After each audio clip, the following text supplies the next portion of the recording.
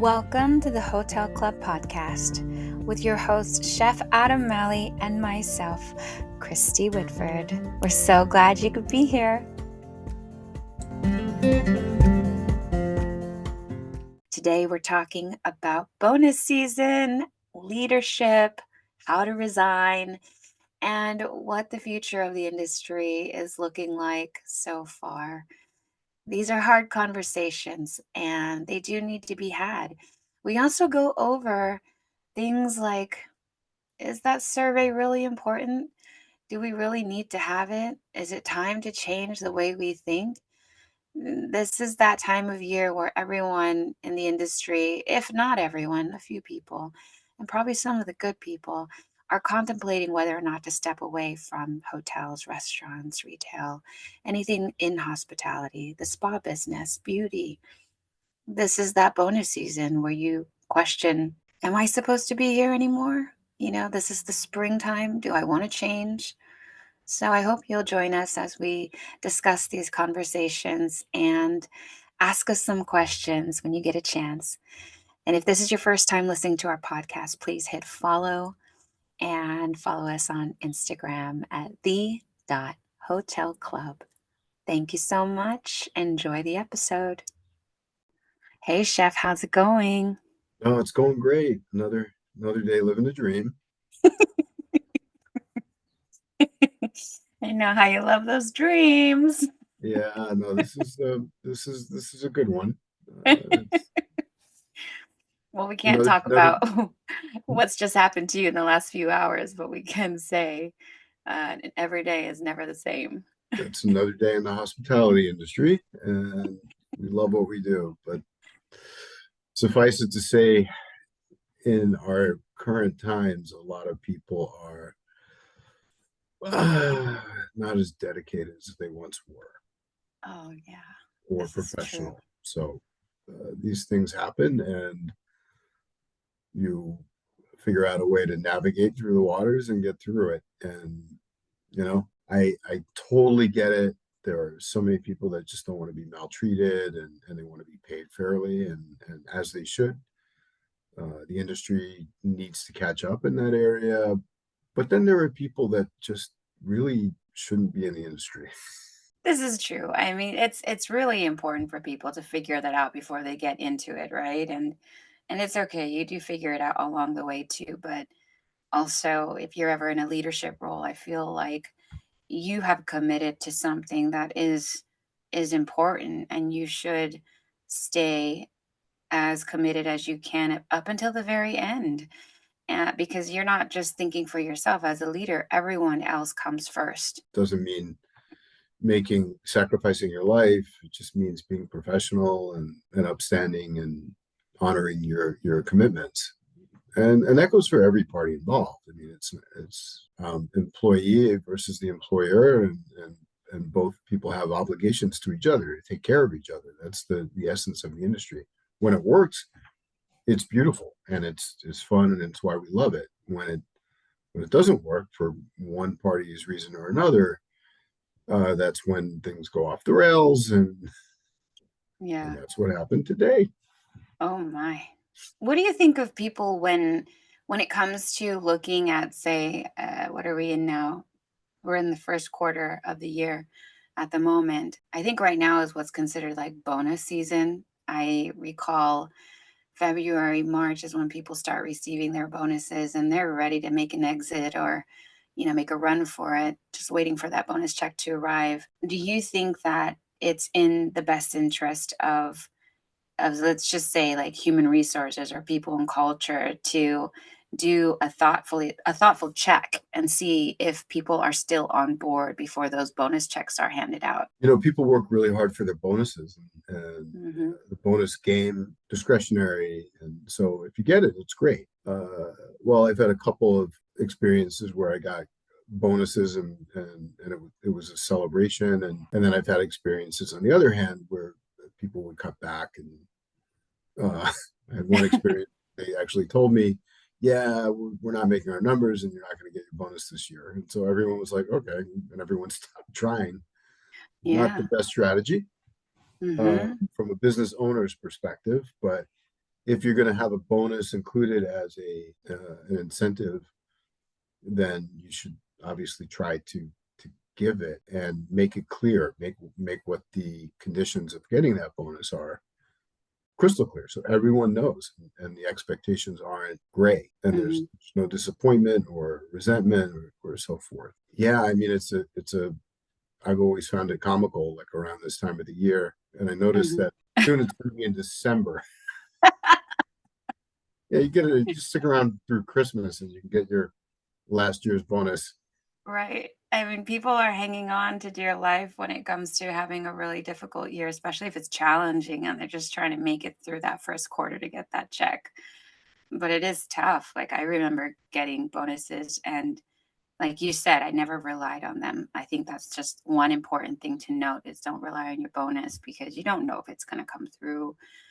There's so many things not guaranteed. And then it becomes a really big upset if you don't receive it. That bonus check is also a window or an opportunity for people to have a timeline to explore the possibility of leaving and walking out or making a new career change and maybe just moving. Who knows? But I think it would be in the best interest for HR to keep a pulse on everyone's happiness when it comes to leadership.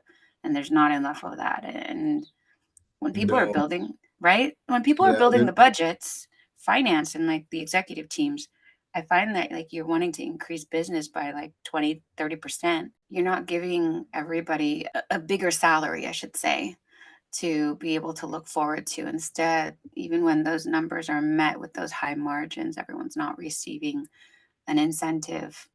It's a I hard think time. yeah, and I agree with you about like I guess an employee opinion survey or a colleague engagement survey. You just have to be brave and rip that band-aid off and realize it could be good or but you need to know if you really want to know. One My on a years of survey. Yeah. one survey that was absolutely like you got a true sense of what people were feeling. Yeah. And then the comments are funny because they're supposed to be anonymous, but you kind of can figure out who said Who wrote what. them? Yeah. Oh, So I'm gonna I'm gonna say something that people are not gonna like right now. I don't like surveys where you get an email link to fill it out. To me, that doesn't feel like total anonymity at all. I'm not a fan of that type of thing because it can be traced back. I prefer pen and paper. Just write it down, whatever it might be, or even like those, you remember back in the day where you get this little sheet and you just kind of fill in the holes that a little apply to you. bubbles. Yeah. Yeah, the Yeah. bubble surveys, because Those would be yeah, those would make sense. they And then would. you could computerize those. You could put them in Excel and get a numeric answer that would make the data analysis work. But yeah, no, I kind of agree with you, and Mhm. I'm not so sure that some places aren't. Oh yeah, it's anonymous, and then they go back It's and not. look. I know from one example there was one Mhm. that was so blatantly not anonymous that everyone and actually everyone who worked for the company was told you better fill in a good a good favorable outcome, otherwise you're going to be here and you're going to have to write an action plan and it's going to be No, your fault. but those, like, that whole idea of doing a survey and then having it be a part of a leader's bonus, for instance, I feel like that's kind of archaic, and we need to move away from that because that's really not the true pulse of a person's department or the environment. Surveys are so subjective when it comes to the way someone's feeling at that moment in time. Like, you could have a team member within that 2-week span where surveys are being filled out, and they're just having the worst day. Or maybe they submitted a request for a vacation and it didn't get approved because it's a busy time. And so they're going to use that opportunity to say, I'm not going to write a good survey, and automatically the rest of the year means nothing for that leader. So I feel like there's an opportunity for change and for surveys to be used in a more positive light and not to be a part of a person's incentive, because that really doesn't play into who they are as a leader. And that, I think that creates an added layer of stress, don't you think? I get stressed out when I fill out surveys like from returning a rental car or taking a flight, and they're getting out of hand. Like I They did are. one where it just kept going, and and it was it hit every aspect of the flight, and it was like, okay, you guys got to stop. You got to make this a much simpler process because my I don't have time for this. I'm happy to do it. I don't even want the Starbucks gift card or whatever. I Yeah. just want to fill it out and be on my way. And there are times when I actually want to give helpful feedback. I want to tell them that people were not as friendly as they might have been, and Mm. not as efficient, and they businesses need to know that once you're in, it's a long-term commitment. It is. It can take a long time, like you said. I was just in Charleston a few days. Well, actually, I just got back. What am I saying? I flew in last night and I'm still kind of like a little groggy from the trip, but I rented a car. So I'm going to be looking forward to that survey coming in the mail. We're going to see how that was. What do you think about surveys for peers in leadership? I feel that there's also, again, going back to opportunities to improve oneself. But what if your peers actually were given an opportunity to say, how do you like working with this person? Do you think that that would be valuable? If it was honest, but I Hmm. again, you have to question some motives here. What if you're pissed off at your peer that day? Yeah. Or what if your peer really, if your peer really is a scoundrel, Right. they fill out the survey, and it's just very, very difficult to gauge whether it was done in a completely honest, uh, objective manner. Right. I don't know. I don't know if I'd want it. I feel like it might be worth looking at, especially because I've had a conversation recently with people that are leaders and talking about their leaders that they don't get to really talk about, leading up, managing up, and not being able to convey their their I would say like their work relationship and whether or not they actually enjoy working with, let's just say, like their GMs or their hotel manager. And I think that's important for stakeholders to be able to know too. If you have a person that's in high leadership that is doing a great job from the leadership team, and if that's a right fit. Sometimes people get stuck with leaders that, like you just said earlier, right, shouldn't be leaders. It's a really big topic of conversation. um, I think this is one of the things I wanted to share too, is this is a perfect opportunity to say we want to invite hospitality professionals, specifically in the human resources and people and culture realm, to come on the show and to truly be anonymous. And we want to invite our listeners to send questions that they can answer and do so from an HR perspective, but you're not going to know who they are. Unfortunately, we know that they've been in the industry for a long time, so we hope you'll trust us. But I feel like this will be such a great way to get some questions answered. And everyone that asks the question is going to be anonymous too, because I'm sure, like in talking with several people, always like in hospitality, they want to have questions answered and they can't get those answers. And, you're afraid of the possibility of having any sort of retaliation or nepotism, that kind of stuff. I mean, what do you think of that, Shep? Do you think that would be kind of fun? I think it would be. I Yeah. was just thinking about these surveys. I can't get off of it yet because there's one practical matter with these surveys that always drives me nuts, and that is, click on five if you strongly agree, and click on Mhm. one if you absolutely disagree. Sometimes I Yeah. get confused. I can't be the only one out there that, oh wait, what did I just do? Right. your No, your it's colleague true. is the greatest person ever. Click on five if you strongly agree. Click on one if you or somewhat disagree. And Yeah. especially if you're like really tired after a flight, coming back from a couple of days in Charleston, and like now you've Yeah. tanked someone's career. Yeah. It's true. That's why we all should have psych evaluations before we become leaders. We should have psych evaluations before we decide on our career objectives in this industry. This is true. Make sure you're emotionally mature, emotionally stable. Not drunk. Yes. No, it's very interesting. Most, I would say, if not all of the really good cooks I've worked with over the years, their motivation is to do something that will you can kind of see them smile, knowing that what they're about to do is going to bring a smile to someone and make that person happy or do something meaningful. The ones who don't really succeed in the industry are the ones that, don't want to meet people's expectations and don't want to try and just make people surprised and happy. It's Mhm. difficult in the kitchen. There are times when I've said things that I'm not proud of. I'm not gonna Yeah. lie.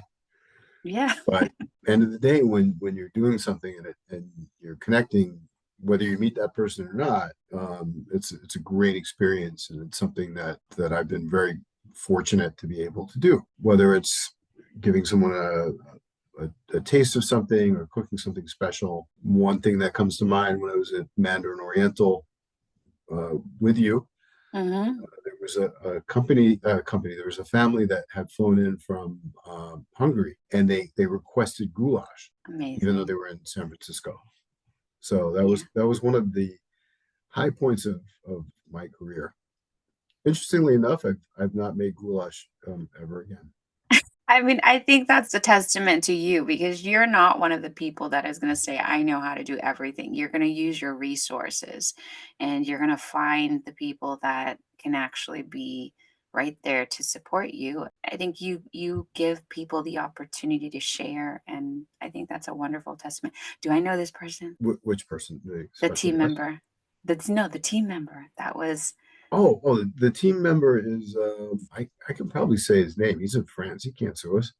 Uh, his his name is Oliver. Oh, Oliver, he's such a good guy. I knew it was him. He's Yeah, so good. he's a really great guy. Yeah. He went out. He moved to Paris, and I actually think he might have even gotten out of the industry, but he was a manager for a number of years, and I think Yeah, quite a good one.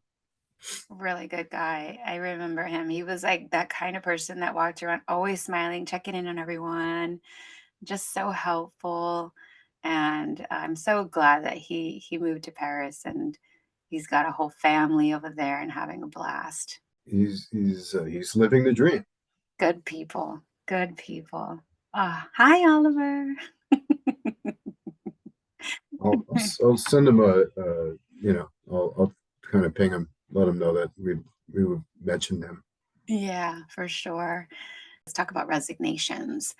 I mean, when people are getting ready to resign right now, because let's be real, this is the time of year where people are going to start submitting resignations, whether you like it or not.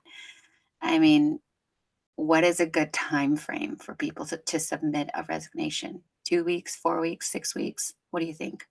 Well, I mean, at the very least, 2 weeks is industry standard for anything.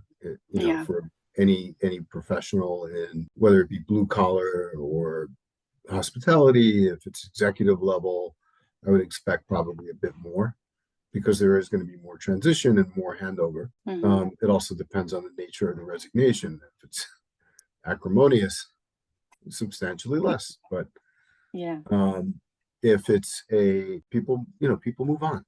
Yeah. This is something that I've had talks with people that I've reported to, old bosses, where they've actually taken it personally. And I'm like, look, everyone's going to leave. Hmm. It's a fact of life. People want to move on. They want different experiences. It's a rarity and a um, probably not the healthiest thing. I mean, I know people that have been in the same position for 35 years, and and they've been in this position for 35 years, and they're kind of like, oh God, I don't want to go to work anymore. But I don't know how they Yeah. do it. That's The, a the long new time. the new model is people like, go for a few years. I don't see anything wrong with it. I've been questioned on longevity before. I respect it in terms of, well, yes, if I see a resume with people who've been in 6 jobs in the last year and a half, Hmm. That's something that there's some issue there. But if you're at a place for a year and a half, 2 years, you move on, you want to learn things, there's nothing wrong with that. But in terms of resigning, it's what's the most graceful and most professional means of seeing that your team is supported. A resignation isn't any different than what you do every day. If you're doing things as a leader correctly, you want to support your team. Right. A resignation is just a transfer of yourself, a change. And I guess with everything else in the industry, change is difficult and you have to get people accustomed to it and make them feel good about it. And that's part of the resignation process, in my view. So, if it was a director such as yourself, I always think 3 to 4 weeks is kind of called for Hmm. just to get people used to the transition and also your successor. And then, if it's 2 weeks, it's 2 weeks. And if the company is really horrible, well, you guys can fill in the blank on that one. I know. I mean, I agree with you. 2 weeks is the standard. If you can give a little bit more time, especially knowing that everyone that's going to resign has had it on their mind for a while. It's not like you just suddenly woke up and said, "This is the day I'm leaving." You already had these feelings, but it go the wrong Livelihood, direction. yeah, very Yeah, easily. it can. But you know what I think though? You and I have been very lucky because we have worked with some amazing people in human resources and in people and culture. I mean, I'm so grateful because of those great relationships that have existed and continue to exist to this day. I think that human resources in general, the people that work there, they have such a difficult position to be in because they do hold a lot of people's things that are very personal. They take on a lot of that energy. So I hope they do take care of themselves mentally because they're like therapists that aren't celebrated. They don't have a certification in knowing how to handle all kinds of situations. They handle everything from family problems, issues, all the way to death. It's really hard on them. So when you have a human resources person that is very empathetic and compassionate, honor them, honor that relationship and giving them a heads up is great. It is hard to find great people in that position. So when you do, hold on to them because they can be a huge, huge supporter for you and in your career and also in the future. I agree with you. When someone doesn't have a balance mentally and work emotionally, I should say, work emotionally, because that is a thing. If they can't balance that out, then unfortunately, they're bad. They could be a better person, like be kinder. If you really want to keep somebody, you're not going to keep them by betraying them and not building that trust. And that's a huge thing in business is like build trust where it needs to exist, and that's in those relationships. I mean, You I've know, it all given plenty it of a all heads comes up. down to the advice I was given by our former GM, Cliff Yeah, Atkinson. Just treat people as human beings, that's it. and it's a great guide. It is. It is. It's Why do you think it takes longer for people to leave a job than it would for them to leave a relationship? Having left a job once or twice, I think there are the elements of the unknown. It's a big decision. Are you going to be better off? Sometimes you have to question your motivation for leaving. Mhm. To be perfectly honest, my motivation always hasn't always been great. Sometimes it's just been to end the pain. Yeah, And in those truthfully. in But those you situations, you you grass get to isn't that always point. greener. Right. You do.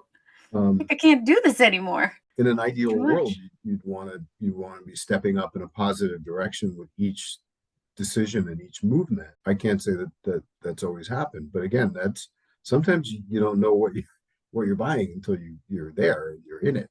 Yeah. It seems Yeah. great, and they seem like they want you and they will appreciate you and respect you, and then you get there and you're like, what, wait, what happened here? These aren't the people I interviewed with. Yeah. This So is true. that's a big one. And then, you know, I find that money isn't. isn't always the motivator. It is for some people, and it certainly is a motivator. I wouldn't want to take a salary cut, but I would if it meant working with people that I really cared about and I was doing the work I love, which I am now, and doing exciting things that will make me grow as a human being. How valuable those things are until you taken a job and you're in there and you see what's happening. Yeah. It's When just you kind get of, oh, I was sorry. gonna no, I was gonna say when you get mistaken by the representative, right? They sold you the whole dream, and then boom, the reality hits, and you're like, hold on. It can happen, and it has happened. I've had both experiences. I've been very, very fortunate. Where they start off great. I worked for a company once where it was like a dream job. I had a parking space with my name on it. I had Wow, that's cool. I was running a enormous operation, and the hours weren't killing me. In fact, they wanted me to cut back because they were worried I was going to burn out. And then the company sold to a very large company, and Yeah. all they didn't look at people. They looked at people as furniture that you could move. Oh, that's the worst. And then That's the they worst. went into just cutting, and they were going to get their bottom line by cutting and do less with more, Mhm. and it was an extreme example, and I was actually very close to moving. We put the brakes on it immediately. We were like, oh no, this is all of a sudden I was held to an accounting standard Mhm. that I hadn't seen, and the accounting standard in this company had worked for the past 50 years. And then this new company came in and said, "Oh no, everything has to be a profit center. There was no balance, and if you did anything, there had to be an ROI on it, and that just changed everything. It was awful, just shattered by that whole mentality, and who had been there for a very long time and were cared for and cared for people, and people valued them, and then all of a sudden, people from above didn't value them because there was no economic benefit in their eyes to their compassion, and Mhm. it was really tragic. It's really It heartbreaking. it was. There's something to be said when it comes to an acquisition that takes place within a company. And that happens a lot, obviously, in our business, in hospitality, and in all the senses, right? There's a company that sees it as an opportunity to grow their portfolio. Maybe even it's a property that could be a fantastic trophy property that they want to have. There's so many reasons why companies take over, little businesses and start to really grow in directions that unfortunately do create trauma in people, that make them feel unvalued and take away from their joy. And there's that saying, it's like, leave a place better than when you found it. And I feel like there's a lot of that's missed. You and I were part of a takeover, and it was a heartbreaking situation too. Like, I remember standing outside on the streets and watching the sign being taken off the building and just crying and thinking, what is happening? It was the worst day ever. And I feel like for people that love what they do and do it in such a way where their heart is poured into it, when something is taken from their journey, there's absolute trauma that you go through. I'll never forget that moment. That was the night the Mandarin Oriental sign was taken off of the San Francisco building. That was really sad. It was definitely a heartbreak. Yeah, Um, it was. I needed therapy after that. I went to therapy after that. Oh my god. so that job for me was an amazing opportunity. I had such a great team. The Yeah. company treated us well. Working conditions were respectful and pleasant, and I have lifelong friends, obviously yourself included, Yeah. from that point in time. And then, yeah, it just was heartbreaking. And it was, again, I maybe I could have benefited from some therapy because I couldn't find Yeah. that combination, all those elements that had aligned. It took me a long time. I'm not sure that those elements in alignment anywhere, actually, Yeah. anywhere else, because it I was mean, really a special place. it really was. I mean, we talk about Mandarin Oriental a lot. It's and they do, I don't even know if they know we talk about it a lot, but it is one of the great companies out there that exists. I mean, talking about trauma and just again talking about things that change in the matter of a few hours. Like, you can experience life-changing events within a matter of few hours in work. Let me ask you an interesting question that I've had on my mind.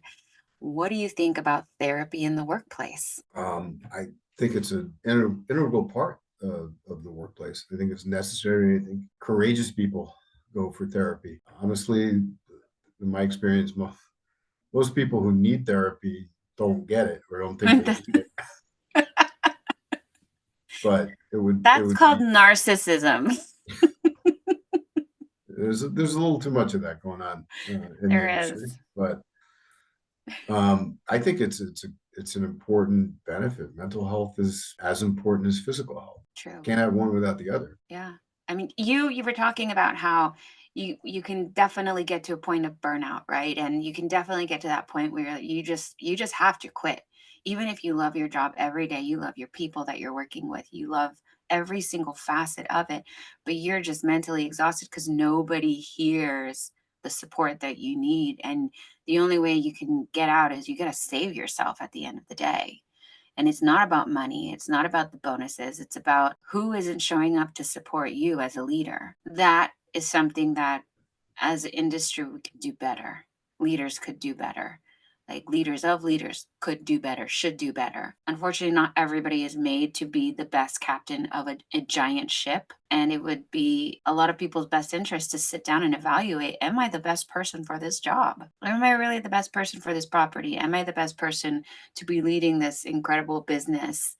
Am I hurting or harming people more than before I arrived? And if the answer is yes, this is your opportunity to make a change, get some therapy, figure it out, or step away, and I think that there's yeah, a lot of wrong people in some of the best seats in the industry. There, I said it. People coming after me. It's actually a big reason why people leave It jobs. is. It's actually a huge reason. And Um, there's not enough of that honesty in saying, why are you leaving? Because there's an exit interview process when people do decide to leave. It either happens or it doesn't, right? Because some people are like, I don't want to hear what you have to say. But it is important for people to actually know, why are you leaving? Are you leaving because of someone or something? well, and it's just probably better to let that person go Yeah. and say what are the reasons or what are the causes that made you decide to leave the company with Hmm. no guardrails and no, oh yeah, you can't talk about the executive team. Yeah. No, the executive team was the reason that you're leaving, that kind Yeah. of thing. It's a you have to let them. There's no phrase, there's no hindrances, there's no direction, there's no guidance, quote Hmm. unquote. It's like, let's just be honest, and we want to know. Right. And oftentimes I think a lot of tragedy can be avoided with that. But um, It's true.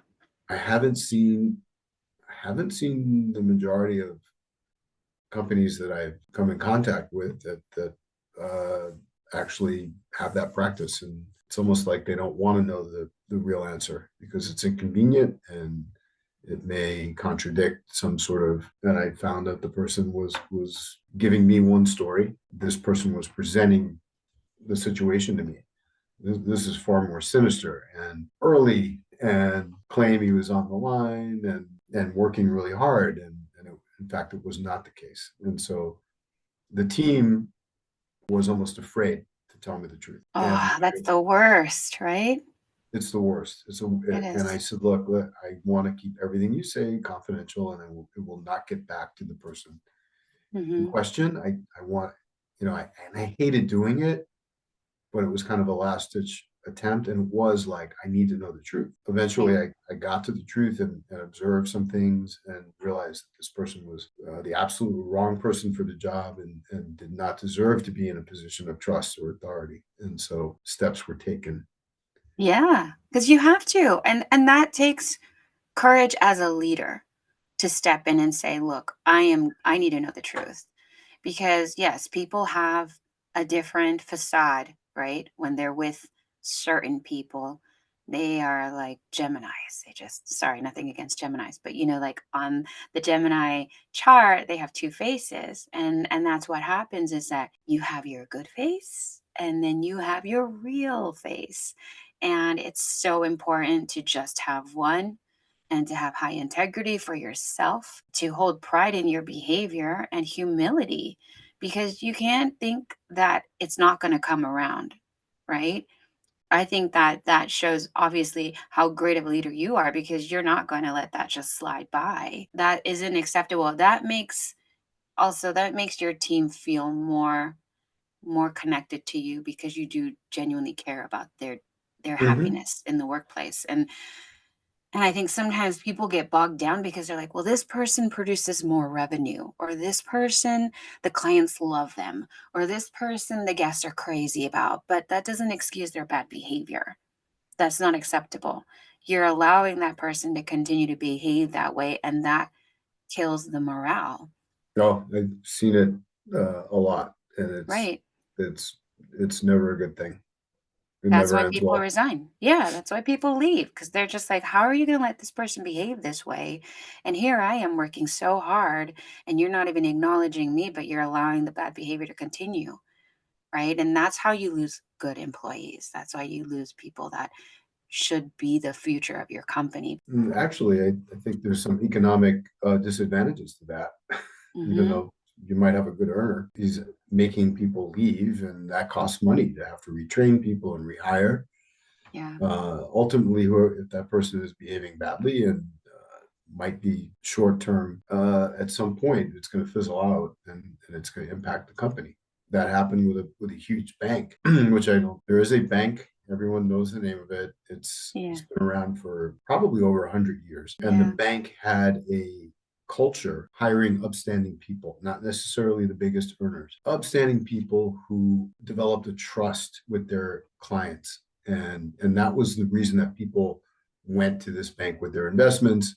This is why it was like they hired the best of the best from Ivy League schools, and it wasn't necessarily based on. And then in the 90s, this bank kind of started to value the person that you were just describing, who was obnoxious but was able to earn and just ran over everyone Hmm. and really didn't care about trust. It was just about making money. And then they started to actually look for people in that mold, in that form, and their reputation declined as a result. That made them lose money, lose value.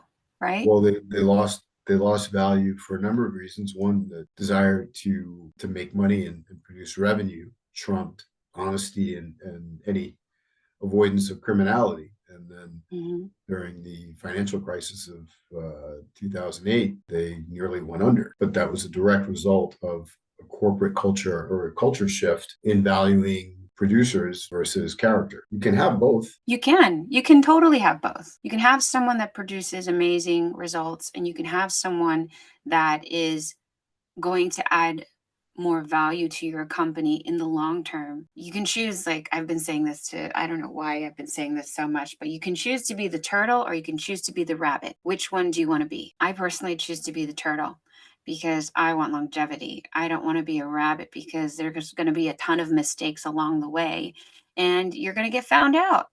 You're not actually going to win the race at the end of the day. It's going to come back. Karma will find you, my friend. It will not go well. That's the important thing. And unfortunately, I think this is like a year of really incredible change for a lot of people, whether they're deciding to leave where they're working or to rewrite the journey of their career. I feel like there's going to continue to be a lot of shifting. Even last year, there was so much shift. It's just a constant discovery, but there are way too many old practices still in place. Way too many. Way too many. And I think after COVID, we went back as an industry because people knew that, thought it was a way to gain lost ground. Yeah. Perhaps we got to figure this out. Yeah. We're going to keep losing good people. It's hard to attract people. Put the cards on the table here. It's possible to attract and recruit people who would otherwise be passionate in the industry, and they've gotten burned. And we have to provide I think an environment where people feel safe and valued and also not taken advantage of. That's a really key thing. And I think we've lost sight of that as an Yeah. industry. Now I'll probably get fired, but I said it No, there. you're not. Why would you get fired? You're a great person, and you really do believe in the goodness of this industry and are passionate about it. And I feel strongly that, this whole experience of this podcast is really meant to inspire people to be better people in the industry so we don't lose it. I was in this store and there was a woman standing at the counter waiting for someone to ring her up. And she's just looking around and the line's getting longer. And I went to the front of the store and the woman that greeted me was standing there. She was not smiling or anything. And immediately I thought, okay, something's not right. It's a beautiful sunny day. What's going on? I said to her, I wanted to try something on. I said, there's actually a few people at the counter wanting to check out. Is there someone that can help them? And she's like, I'm the only person here right now. I'll help them. And I said, okay. It's maybe his schedule went wrong, but people don't know that unless you're in the industry. And this is why people leave it, is because you don't see the value in being there if other people aren't going to show up and they're not passionate about it, or you're not being acknowledged. And I hope that whoever her manager is thanks her for being the only person on a very busy holiday. And, who knows what happened for the rest of the day, but I hope her day got better. But that's what happens to good people. They can show up for work on a holiday and yeah, they can be a little upset because they're the only person, but people get fed up too. You got to check in on them. And if you're not taking care of them, they're going to find a way to leave and Oh, or just walk out. I mean, Yeah. after a while, people have their limits, and I don't blame them. I just encountered that with Tale of the Person Who Shall Remain Nameless. Yeah. Everyone around that person was just about ready to leave, and Yeah. we lost a couple of good people as a result. It was really really sad. When you lose your good people, don't you question like who's doing this? What's happening? One would think that you One do, would think. but it Yeah. doesn't always work out that way. Mhm. Sometimes it's a matter of blaming. It's a matter of, they don't want to work. I've heard that so many times, and it's like, Mhm. no, they don't want to work for you, and they don't want to be treated That's badly anymore. So Say that again. They don't wanna work for you. There's somebody that I was mentored by when I was, like, much younger. I don't know if you knew this. I worked in a car dealership once upon a time. this is Um something I did not know about, and I am Yeah, I worked in a car dealership once upon a time in my could knock me teens. over with a feather now. I worked in customer relations, if you can believe it. So I was that person after you bought your car, I would call you and say, "How you doing? Are you loving your car? Is everything okay?" And I would be the person that you would yell at too if you were not happy with your car. So imagine learning how to smile through that. I think I was 18 years old. My gosh. I had this amazing GM and he was just so charismatic, just such a nice guy. And I remember observing him and the way that he worked.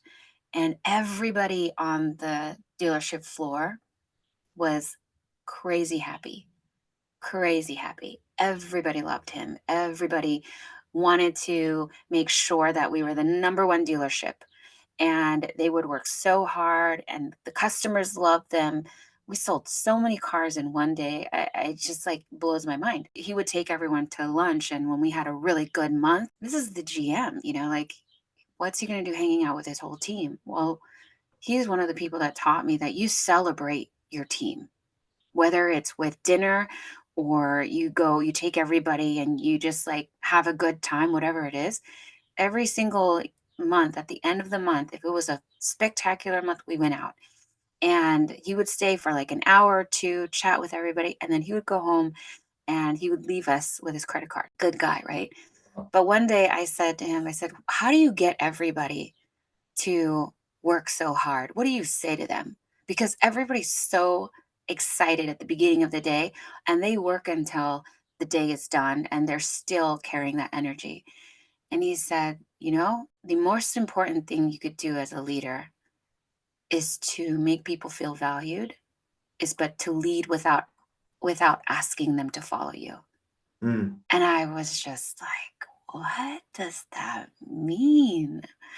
And I said, well, what does that mean? And he goes, you got to treat people like people. You got to celebrate them. All these people have families. All these people have someone to go home to. And maybe they don't, but they're people. And who's going to tell them that they're doing a good job if you don't do it? And I was like, wow, that's amazing. Yeah, it's true. Yeah. You put money into the people that are putting their time into you, right? Yep. So That's a here's the yeah. funny part. Speaking of people not showing up, this has happened to me today, and Yeah. so I have to go and be that person and perform that person's functions now. Yeah. I mean, look at you. You go put on your chef's coat.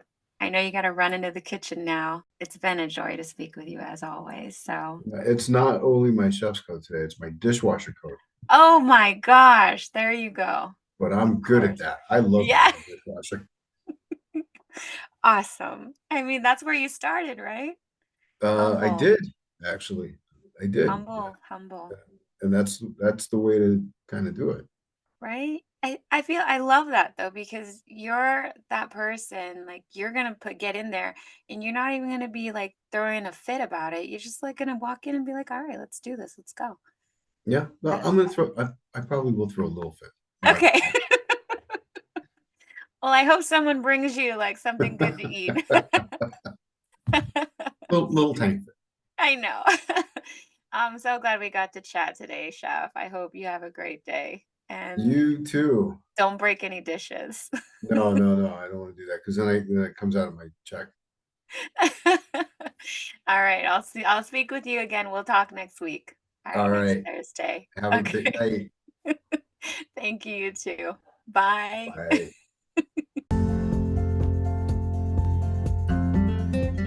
Thank you so much for listening to today's podcast. We're so excited that you could join us. We hope that you've been stirred emotionally, mentally, and hopefully inspired by some of these conversations and topics. And we also hope that you're inspired to do some good if you're in a place to do some good. Because we know we love this industry and we want to keep it alive and keep it going and support every transition of opportunity and change. And we'd love to hear from you. So if you're listening right now, please hit the follow on your Spotify or wherever you listen to podcasts. And also follow us on Instagram at the.hotelclub. Have a wonderful day, everyone. Thank you so much. Wishing you well. Take good care. Be kind. Cheers.